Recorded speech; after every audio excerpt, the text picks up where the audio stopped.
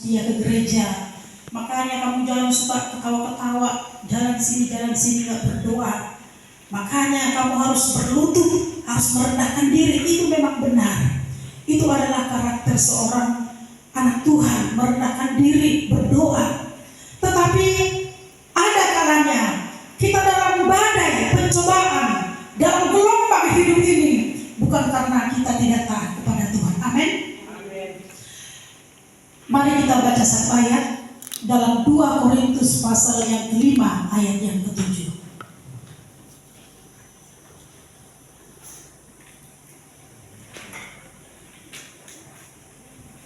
2 Korintus 5 ayat yang ke-7.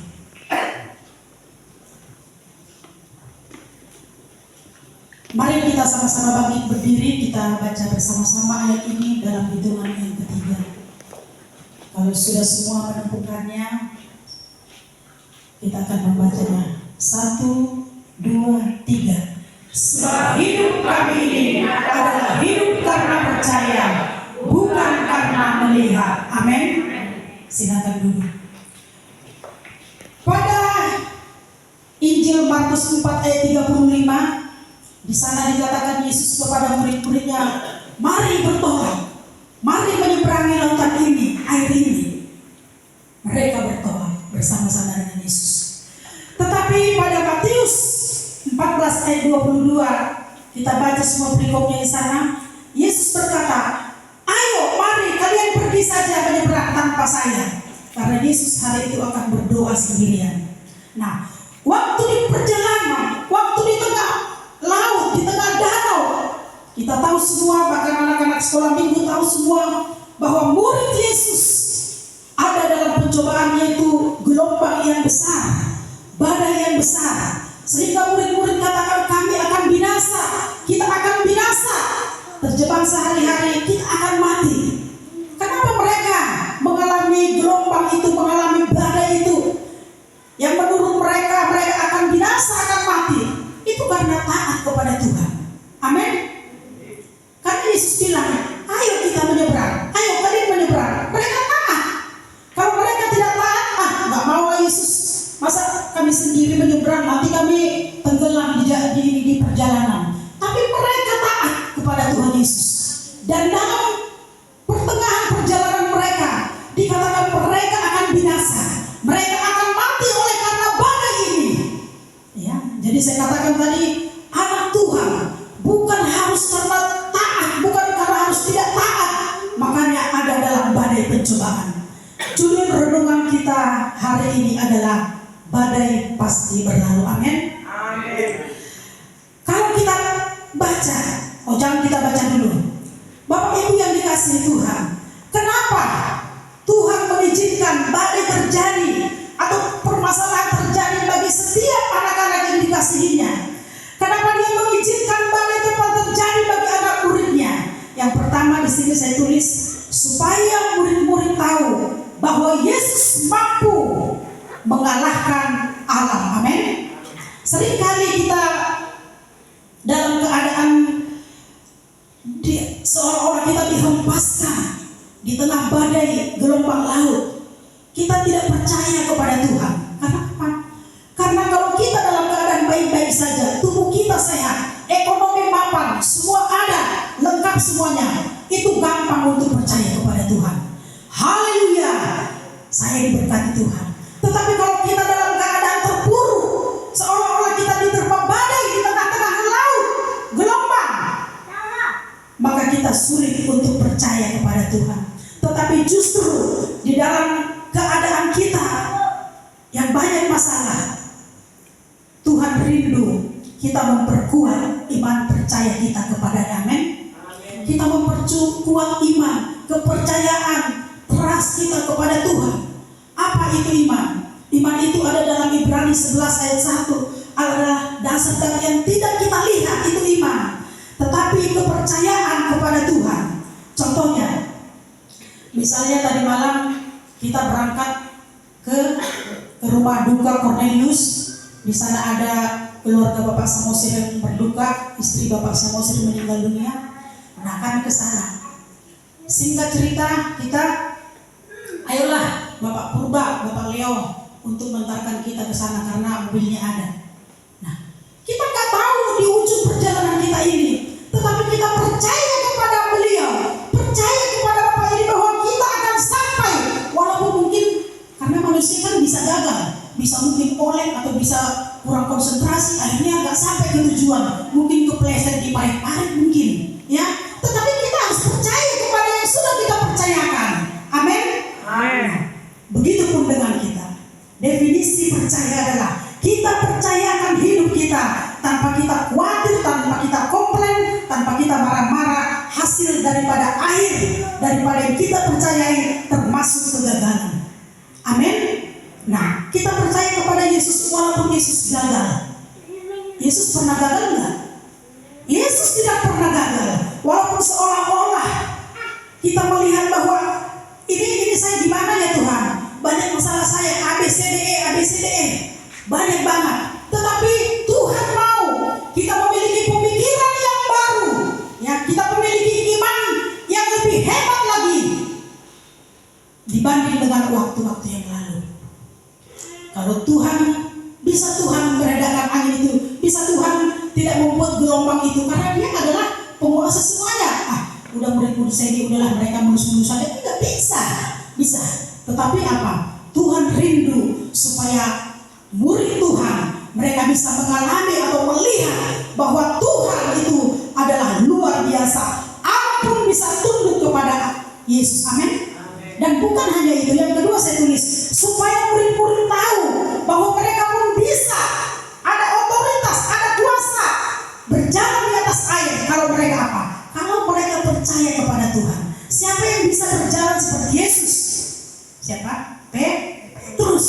Nah, Bapak Ibu yang dikasihi Tuhan, bisa aja waktu kisah dalam perjanjian lama, dalam kisah Daniel, Sadrak, Mesak, dan Abednego, bisa aja mereka tidak diadili, dihakimi, mereka tidak dibawa ke raja, mereka tidak harus dihukum, dipersalahkan, dituduh menjadi anak-anak yang salah. Bisa aja oleh kuasa Tuhan. Tetapi apa? Tetapi Tuhan mau menunjukkan kepada anak-anaknya bahwa Tuhan berkuasa atas mereka. Amin. Sadrak, Mesak, dan Abednego mereka belum pernah kebakar. Yang di Alkitab tidak ada ditulis bahwa mereka pernah terbakar atau pernah apa, tidak. Tetapi dalam Alkitab dituliskan bahwa waktu raja dan prajurit dan anak-anak buahnya diperintahkan untuk melemparkan mereka dengan api berlipat-lipat kali panasnya. Dikatakan dalam Alkitab bahwa algojo yang membawa mereka, Sadrak, Mesak, dan Abednego, bajunya pun terbakar. Mungkin saya lupa, mereka pun mati oleh karena ujung daripada perapian itu. Ya, tetapi kalau kita melihat ini luar biasa, Sadrak, Mesak, Abednego mereka tidak terbakar, tetapi mereka bebas ada di dalam perapian itu. Amin. Amin. Amin. Maukah kita percaya kepada Tuhan? Amin. Tadi saya katakan, firman Tuhan katakan kita ini hidup bukan karena melihat, tetapi karena percaya kepada Tuhan. Petani waktu dia mau bercocok tanam atau mau menanam katakanlah menanam cabai di bijinya sedikit sekali, dia tidak melihat akan ada cabai merah nanti, apa cabai keriting, cabai rawit di benih itu. Yang dia lihat hanya benih yang kecil sekali. Tetapi waktu dia tanam benih itu, maka dipupuk, dirawat, maka pasti cabai itu akan menghasilkan cabai yang lebih dari satu biji. Amin. Begitulah perjalanan kita. Kita percaya, kita hidup bukan karena melihat apa yang Tuhan lakukan, apa yang kita dapatkan, tetapi kita percaya walaupun kita tidak melihat. Amin. Apa itu yang kita tidak lihat? Itu adalah hal-hal kekekalan. Amin. Tadi malam Ibu Samosir dia sudah selesai. Ya, tetapi Bapak Pendeta Muda Rizky katakan biar dia masih hidup walaupun dia sudah mati. Karena apa? Karena dia adalah percaya kepada Tuhan. Amin. Puji nama Tuhan. Coba kita melihat dalam tulisan daripada Rasul Paulus dalam 2 Korintus 4 ayat yang ke-16.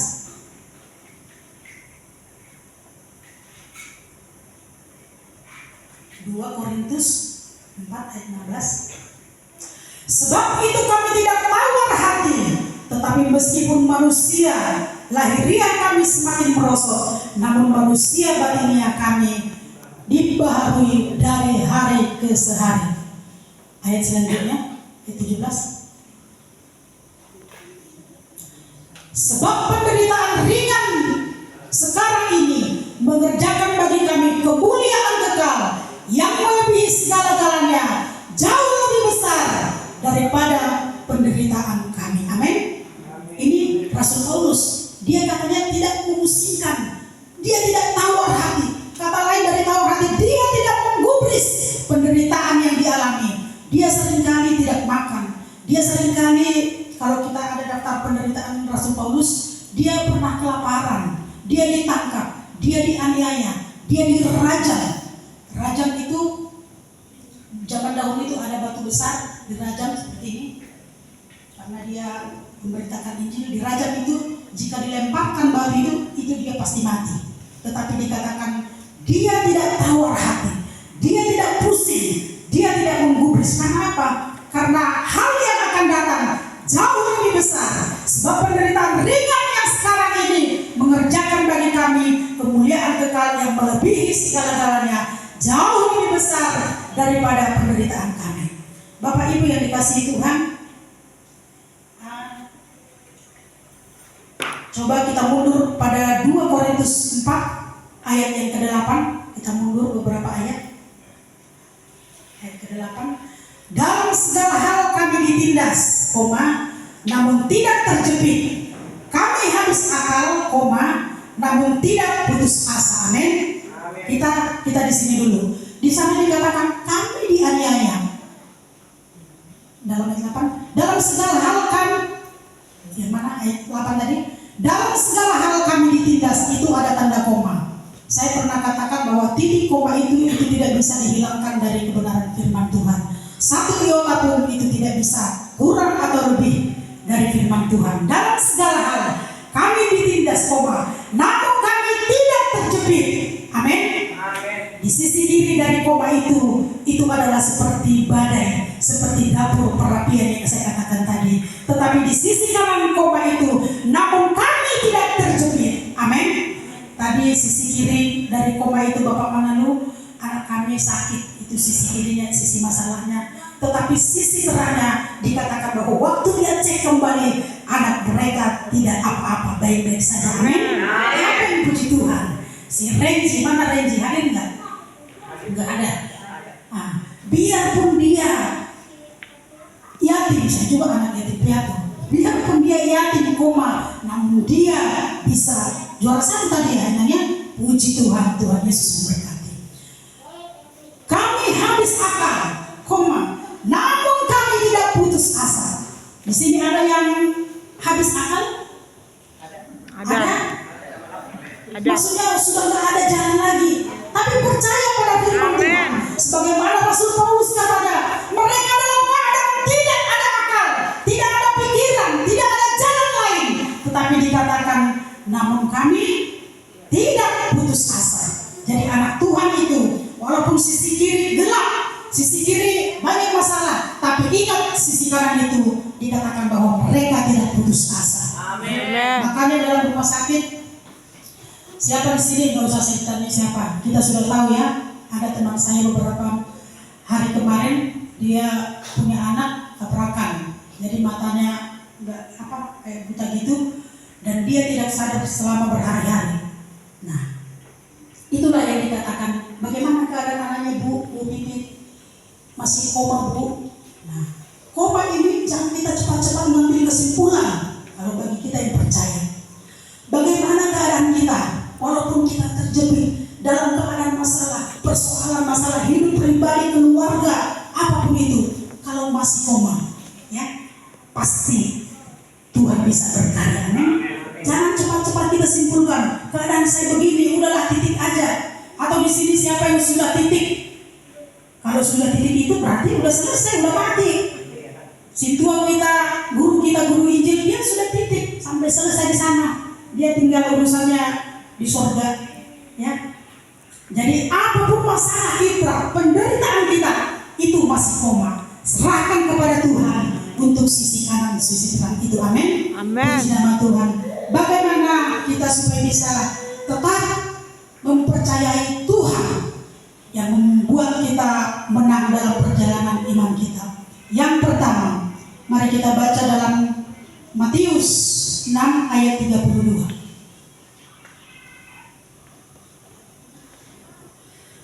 Semua itu dicari bangsa-bangsa yang tidak mengenal Allah, akan tetapi Bapamu yang di surga tahu bahwa kamu memerlukan semuanya itu. Ini yang pertama. Jadi kita tidak memiliki alasan. Karena apa? Karena Bapa kita itu yang di surga itu memenuhi segala. Di surga tahu bahwa kamu memerlukan semuanya itu. Semuanya itu apa? Yang kita perlukan setiap hari. Dikatakan di sini Bapamu. Bapamu itu artinya kedekatan batin kita ya. Jadi saya lihat bapak-bapak sama anaknya juga sama bapaknya. Anaknya percaya sama bapaknya. Dan bapaknya siapa yang ganggu anaknya misalnya di sekolah? Bapaknya yang turun tangan. Bapaknya yang marah-marah. Karena apa? Karena ini anaknya. Amin. Yes. Amin. Amin. Jadi kita jalin hubungan kita kepada Tuhan supaya kita memang benar mengakui Dia menjadi Bapa kita dan kita adalah anaknya. Jika kita anak Tuhan, jika Dia Bapa kita, maka kita tidak perlu khawatir. Amin. Kita tidak perlu melihat apa sebenarnya yang Tuhan buat bagi kita, tetapi kita percaya bahwa Dia adalah Bapa kita yang sungguh baik. Amin. Yang kedua, ayat 33 dari Matius 6. Dikatakan di sana, tetapi carilah dahulu kerajaan Allah dan kebenarannya, maka semuanya itu akan ditambahkan kepadamu. Kata dahulu adalah yang pertama, yang terutama. Jadi carilah dahulu Tuhan itu dan kebenarannya. Artinya carilah dahulu hal kekekalan itu, hal yang kekal itu dan kebenarannya, maka semuanya itu akan ditambahkan kepadamu. Apa semuanya itu? Hal-hal jasmani, hal-hal yang lain pasti ditambahkan kepada kita kalau kita mengutamakan pekerjaan Tuhan. Amin. Amin. Tadi saya pikir dari kemarin tiap hari saya basah kuyup, pulang dari kerja basah. Kemarin juga basah, tadi pagi pun basah. Jemaat di Harta Gading saya bangunin, ibadah sakit. Jadi kalau saya rasa sakit dengan malas dengan ngantuk itu nggak beda jauh ya. Padahal dia ngantuk, dia bilang sakit. Pergi lagi saya ke rumah yang salah satu. Bangun ibadah. Ya kau belum mandi belum ini. Ya sudah minggu depan kalian ibadah ya. Iya katanya. Kalau kumpul semua ibadah jemaat di sana banyak. Yang anak-anak aja bisa 15 orang dewasa. Tapi ya begitu, apalagi hujan.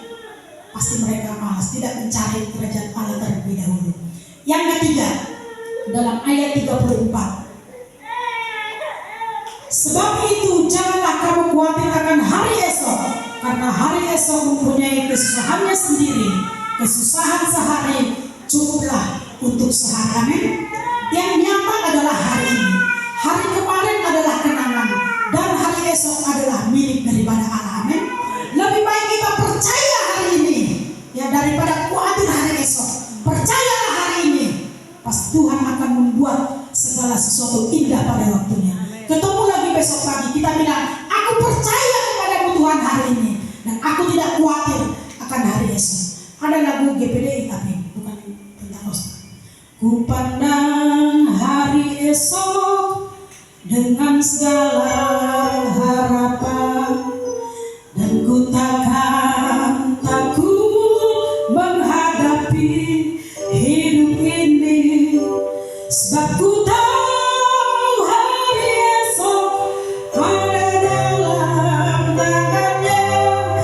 Yesus menjamin bagi yang mau percaya.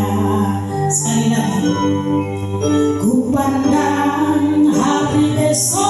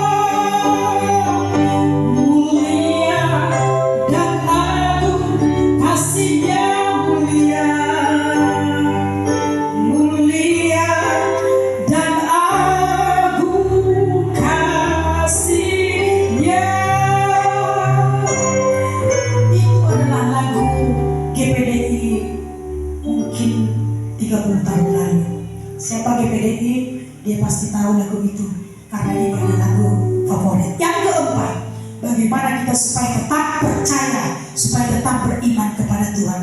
Di dalam 1 Petrus 5 ayat yang ke-7 dikatakan. Mari kita sama-sama membaca ayat ini.